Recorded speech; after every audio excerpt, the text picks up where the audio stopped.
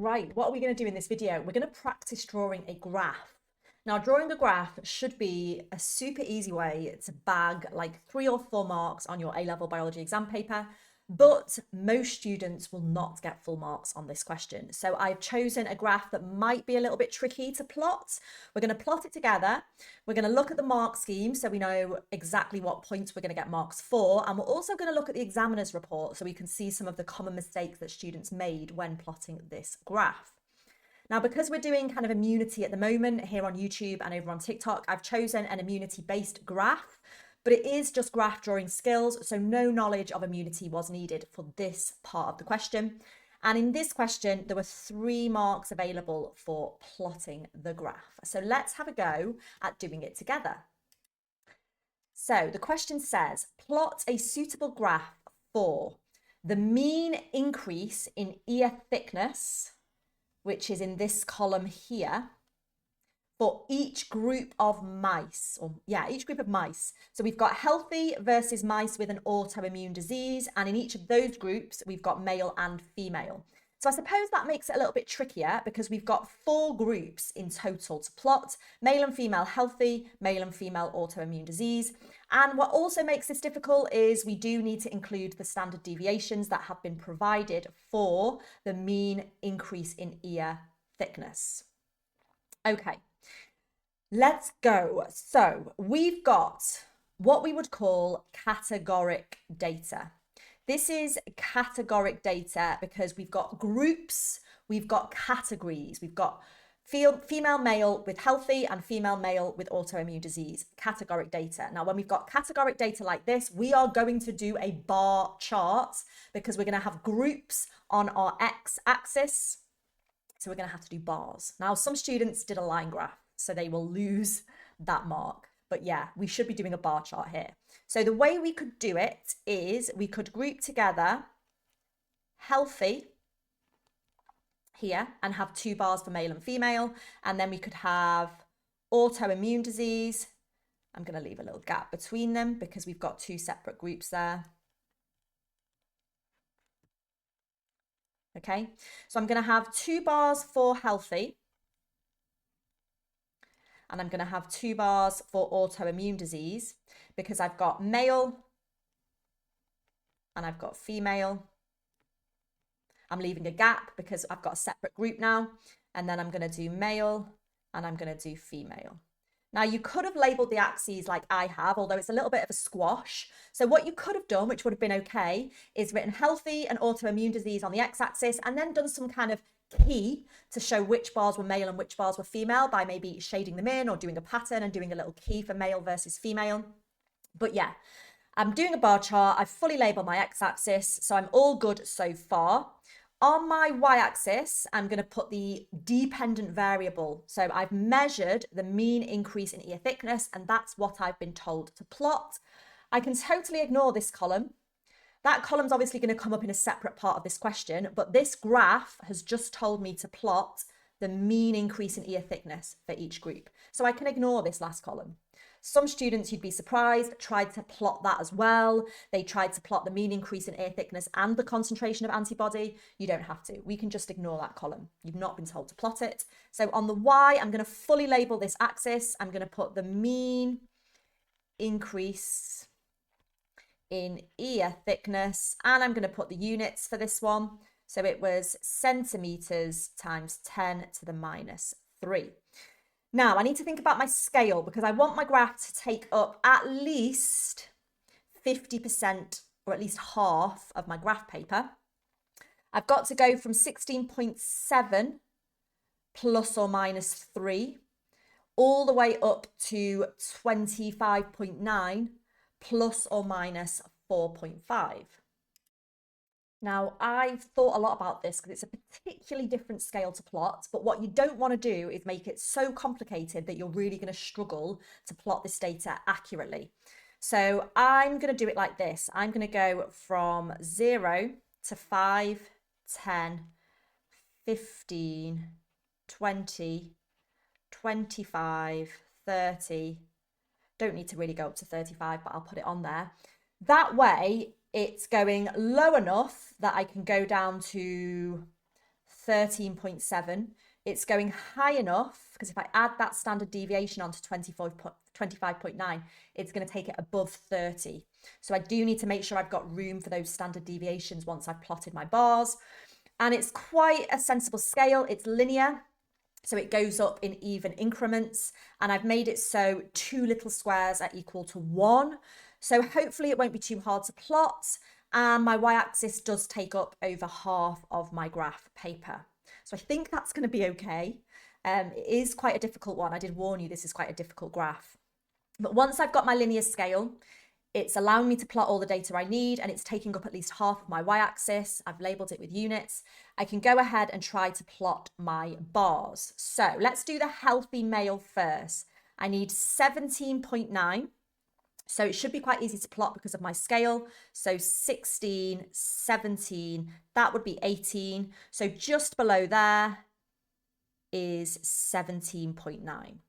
This is quite difficult for me to do on here without a ruler.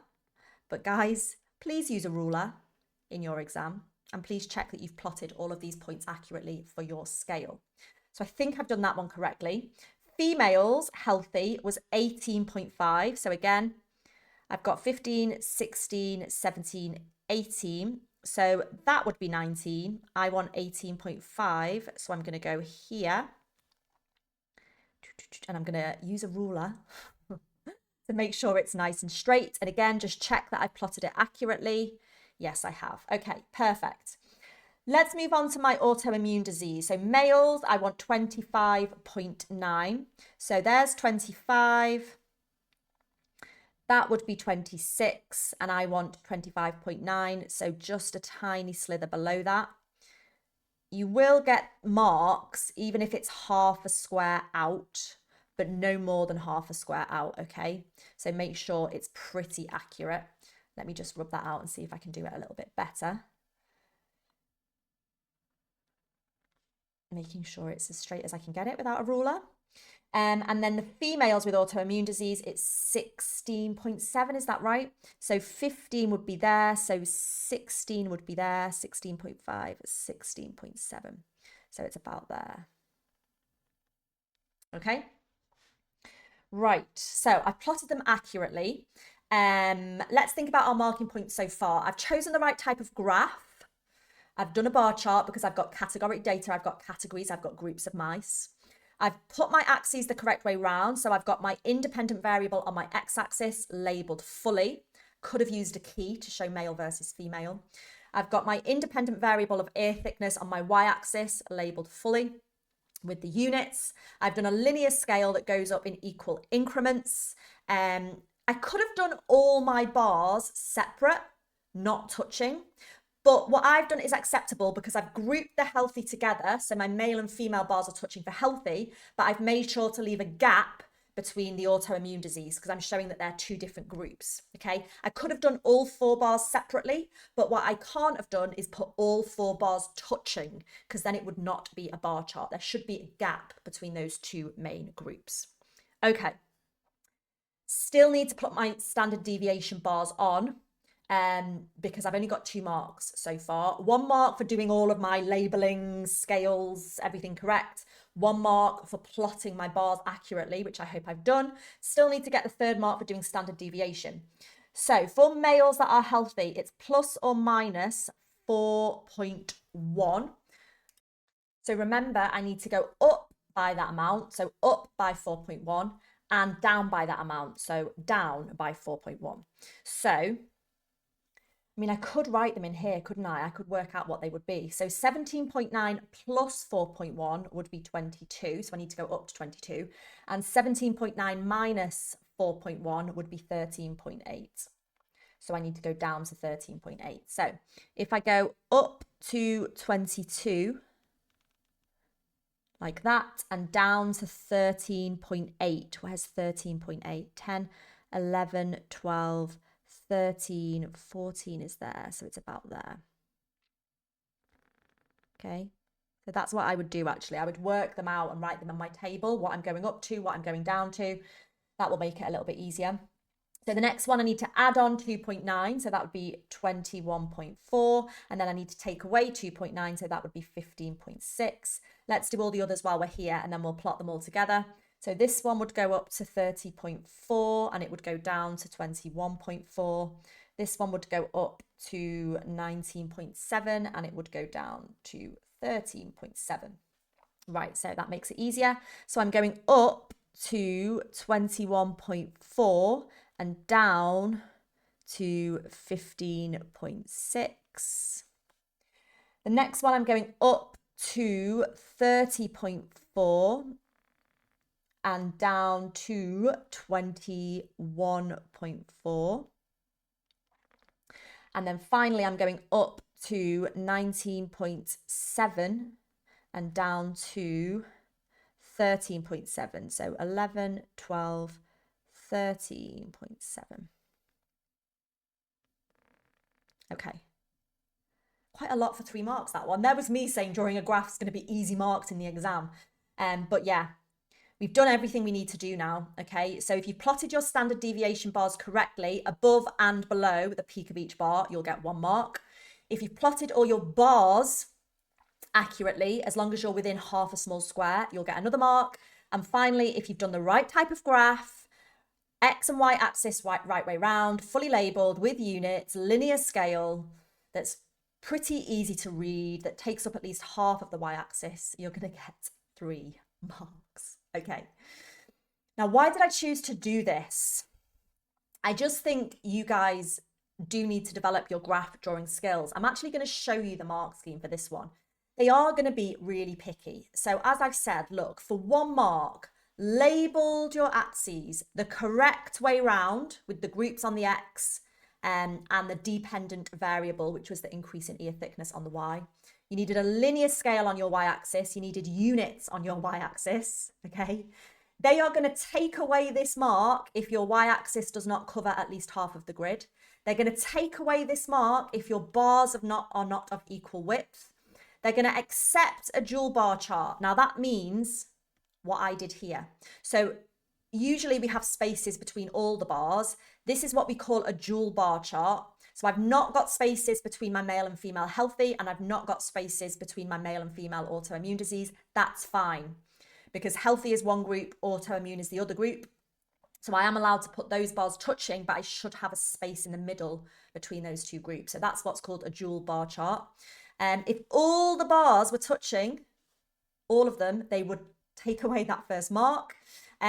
You could have interruption on your Y-axis. So let me show you what that means. If you didn't start it at 0, say you started it at 10 and you did a little squiggly wiggly and then started it at 10 to show that you'd missed some of those numbers out, that would have been absolutely fine.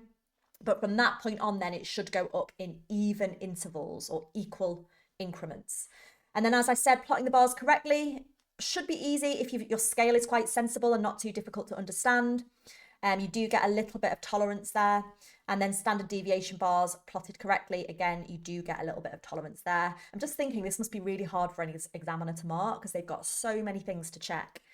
Now, what's super interesting is to read this together. This is the examiner's report, and it says this question showed the majority of students are unable to correctly draw a graph, which is why I did it with you. Only 30% of all students scored 3 marks. 6% of students did not attempt the question. They did not even attempt to draw some axes with a scale and labels. Students that did try to draw the graph, they selected difficult scales, which made it really hard for them to actually plot their points. They also did non-linear scales. So for example, they went up by 5 and then they went up by 10 and then they went up by 5 and then they went up by 10. So the increments were not even. A lot of students had all bars touching, which you should not have for a bar chart. They did not plot the standard deviation bars properly, or they did not plot what was asked, which is quite worrying. And I'm just going to show you what they did. Going back to the table, a lot of students tried to plot this data when all they were asked for was the increase in ear thickness for each group of mice. So as I read that question, I would literally be circling, look, I want the groups of mice and I want the increase in ear thickness. I can ignore that last column for this part of the question. So please don't be one of those 6% of students that does not attempt the question. I'm hoping you could score all 3 marks if you remember all of these tips and skill advice that I've given you in this video. Yeah, that was a hard graph question. Maybe next time I'll do a slightly easier one. I hope I've not scared you off, and I'm hoping you have found this video useful. Let me know in the comments.